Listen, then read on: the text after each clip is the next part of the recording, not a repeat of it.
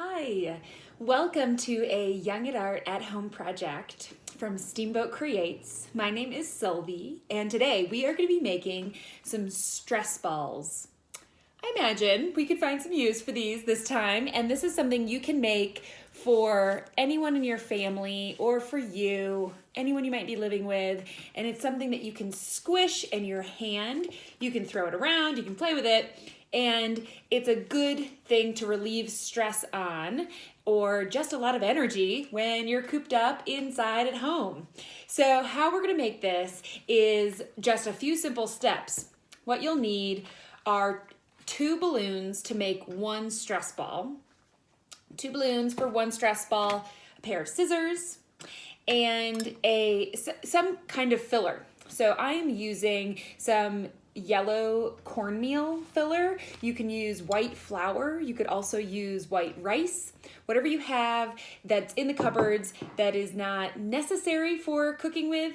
If you have some extra, you won't need more than half a cup to fill 1 stress ball with.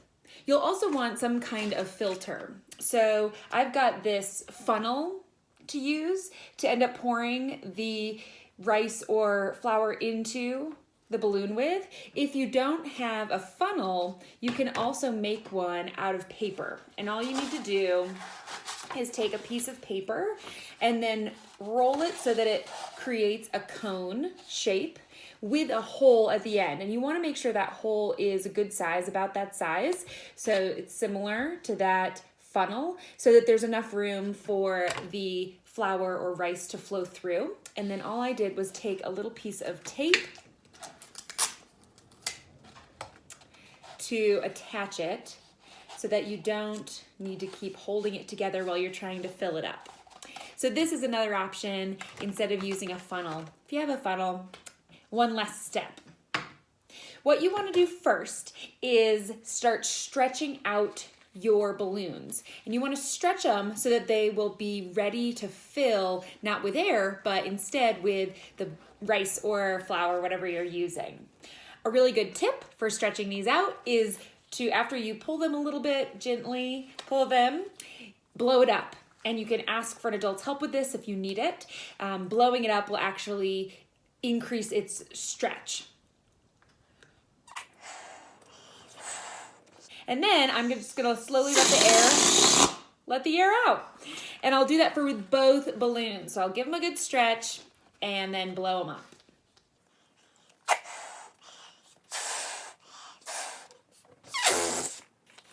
Now you are ready to start filling. So I will take one of the balloons and put the funnel just inside, like so. And you can squeeze out any air if there's any still in there.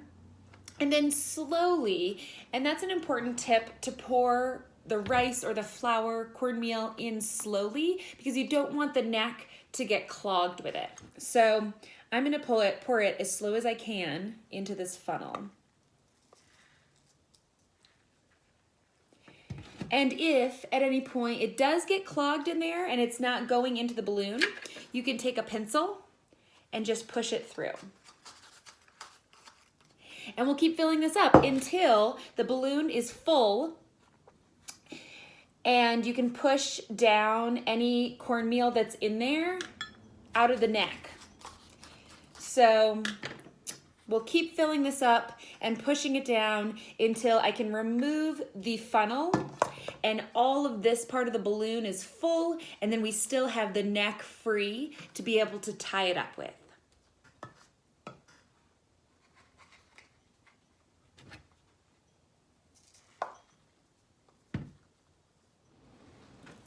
Now I have filled up the balloon all the way full on this bottom part of it, and then there's still room in the neck here to be able to stretch it out. And if you have any in the neck that you're feeling, you can always move it around. You can also blow into it to get anything out of the neck, but make sure you get all of the air out before you tie it. Our next step is to tie the end of the balloon. How I tie it is I stretch it out with one hand and I take 2 fingers and I wrap it around those 2 fingers, and then between those two fingers, I'm gonna wrap it through that hole and tuck it inside. A little hard to see on the video. If you have someone in your home who can help you with that, a great thing to ask for some help with. And then once it's tied, we're gonna cut the end off of this balloon so long as you have another one, and the other one is going to make sure that all of the filling stays inside when you're squeezing it. So I'm going to cut off the end of the balloon so that it loses the end there. And then I'm gonna take my second balloon. And with the second balloon, so that we can wrap it over this one, I'm gonna cut off that little end, the rim that you would normally blow into, but still leaving a neck. I still want a neck to the balloon so that there is room to tie this one as well. And I will open that up. And now I'm gonna put this one over the other one and putting the part that's tied in first so that it's protecting that potential opening.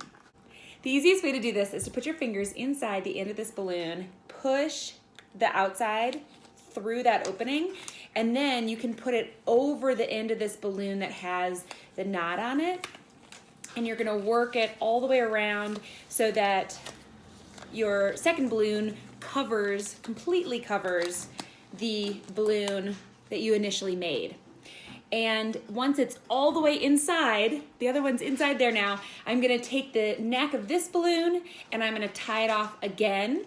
And I wrap it around 2 fingers and then I push it through. It's hard to see there. But it's a great skill to learn and time to practice your balloon tying knots. So then you have a tied off end. And now this is protective, so if the inside balloon, if that knot comes undone, you won't lose the filling. And you've got a great stress ball or a ball for fun in the home to play with, and something that you can let out all that pent up energy into by even just holding on to it as you watch TV or whatever else. Thank you so much for joining this Young at Art at Home project for our balloon stress ball. I hope you have fun with this, and if you have a whole bag of balloons, you can make them for a whole bunch of folks. And visit us again for other projects at steamboatcreates.org/classes. And if you subscribe to our YouTube channel, the Steamboat Creates YouTube channel, you'll be the first to know when we upload a new video. Thanks so much, stay safe, and have a good one. Bye.